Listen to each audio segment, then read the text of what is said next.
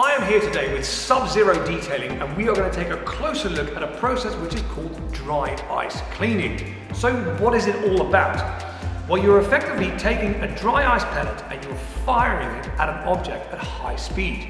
And what happens to the pellet? It turns into a gas, but it also creates a micro shockwave, and it's been shown that that shockwave is ideal for removing grease, dirt, salt, oil, and all other contaminants alike.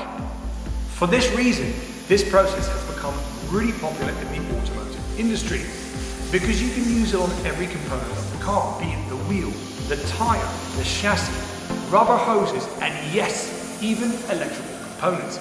It cleans it, but it doesn't disturb it.